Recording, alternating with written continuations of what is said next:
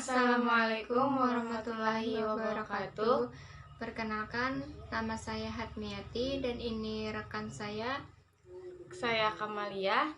Di sini kami akan mempresentasikan psikologi umum tentang pembelajaran kecerdasan jamak yang akan dijelaskan sedikit tentang dari saudari Kamalia. Persilahkan. Baik, di sini yang dibahas tentang kecerdasan jamak ialah yang lebih dikenal dengan teori multiple intelligence, merupakan buah pemikiran dari Howard Gardner. Gardner mengadakan penelitian yang dibiayai oleh Bernard van Leer Foundation dalam melakukan penelitiannya. Ia dibantu oleh teman-temannya.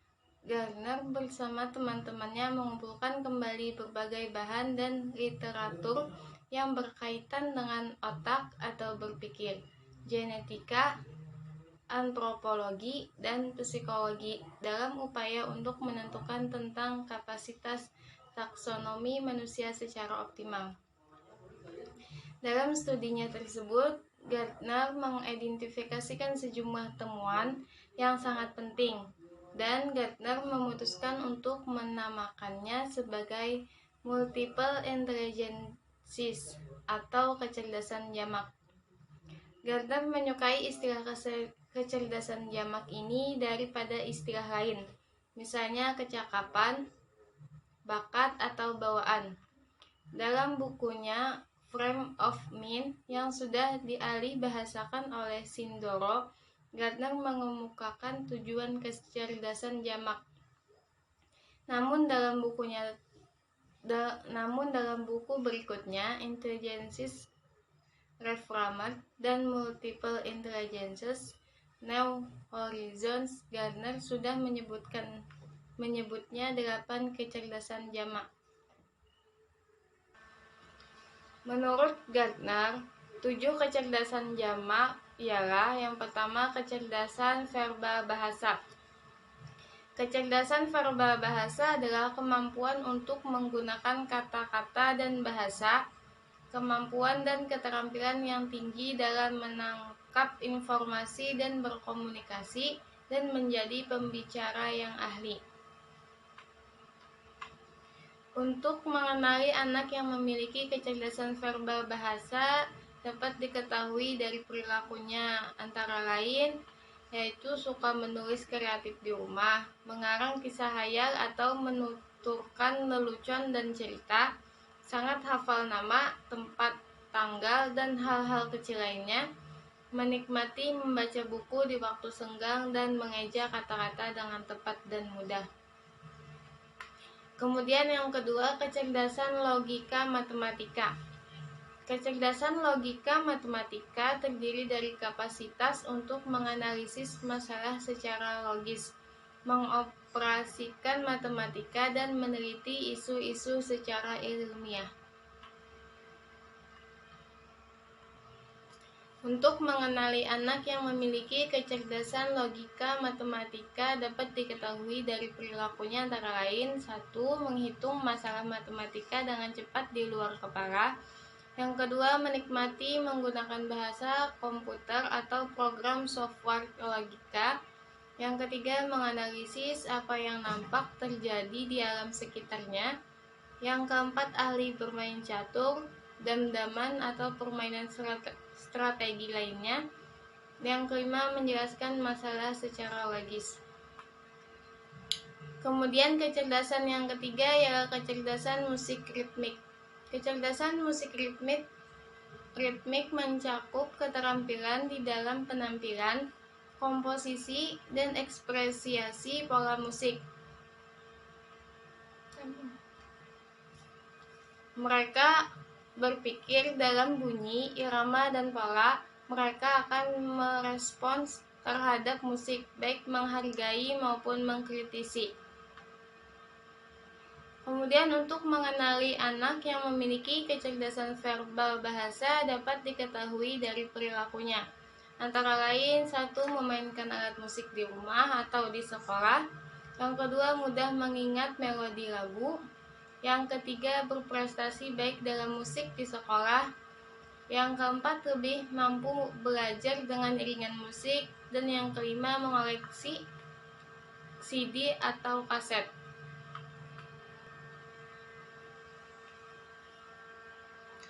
Untuk selanjutnya akan dijelaskan oleh saudari kita Hatmiati.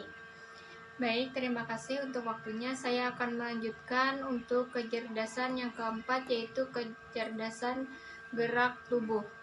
Kecerdasan gerak tubuh mencakup kemampuan untuk mengendalikan tubuh dan menangani sesuatu dengan terampil. Mereka mengungkapkan dirinya melalui gerakan, memiliki keseimbangan tubuh dan koordinasi tangan mata secara baik, misalnya bermain melambungi bola. Untuk mengenali anak yang memiliki kecerdasan gerak tubuh dapat diketahui dari perilakunya, antara lain yang pertama yaitu berprestasi dalam olahraga, yang kedua bergerak-gerak ketika sedang duduk, yang ketiga terlibat dalam kegiatan fisik seperti berenang, bersepeda, mendaki gunung, atau bermain papan peluncur. Yang keempat, menyentuh sesuatu yang ingin dipelajari, dan yang kelima, menikmati melompat, lari, bergulat, atau lainnya. Yang kelima yaitu ada kecerdasan visual spasial. Kecerdasan visual spasial mencakup potensi untuk mengenali dan menggunakan pola dari ruangan yang luas dan wilayah yang lebih terbatas. Untuk mengenali anak yang memiliki kecerdasan visual spasial dapat diketahui dari perilakunya, yang antara lain yang pertama memberikan gambaran visual yang jelas ketika sedang memikirkan sesuatu. Yang kedua, mudah membaca peta, grafik, dan diagram. Yang ketiga, menggambar sosok orang atau benda yang persis aslinya. Yang keempat, senang melihat film, slide, atau foto. Yang kelima, menikmati melakukan kegiatan teka-teki, jigsaw, maze, atau kegiatan visual lainnya.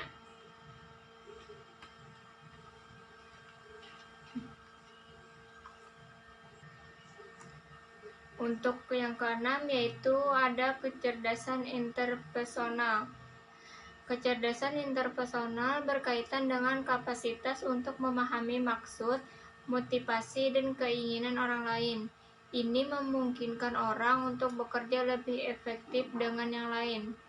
Untuk mengetahui anak yang memiliki kecerdasan interpersonal diketahui dari perilakunya, seperti mempunyai banyak teman, banyak bersosialisasi di sekolah atau di lingkungan tempat tinggal, nampak sangat mengenali lingkungan sosial, berpartisipasi dalam kegiatan kelompok di luar sekolah, dan yang terakhir berperan sebagai penengah keluarga ketika terjadi konflik. Yang keenam yaitu ada kecerdasan Untuk yang ketujuh yaitu ada kecerdasan intrapersonal. Kecerdasan interpersonal memerlukan kapasitas untuk memahami diri sendiri, mengapresiasi perasaan sendiri, ketakutan, dan motivasi. Menurut pandangan Geithner, ini mencakup memiliki model kerja yang efektif dari dirinya sendiri dan mampu menggunakan informasi untuk mengatur hidupnya.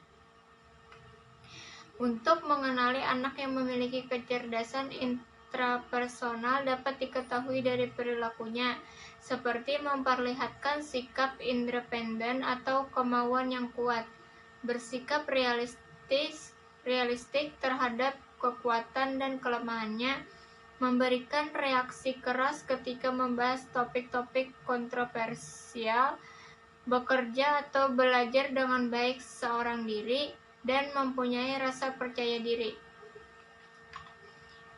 Yang terakhir yaitu kecerdasan naturalis. Kecerdasan naturalis diilustrasi sebagai berikut, yaitu naturalis adalah orang yang sangat terampil menerapkan taksonomi komunitas lokal dalam budaya tertentu dengan orientasi ilmiah. Naturalis adalah ahli biologi yang memahami dan mengkategorisasi eksperimen tertentu dalam arti taksonomi formal yang sudah ada. Misalnya taksonomi botani yang dikembangkan pada tahun 1700 oleh ilmuwan Swedia Carolus Linnaeus.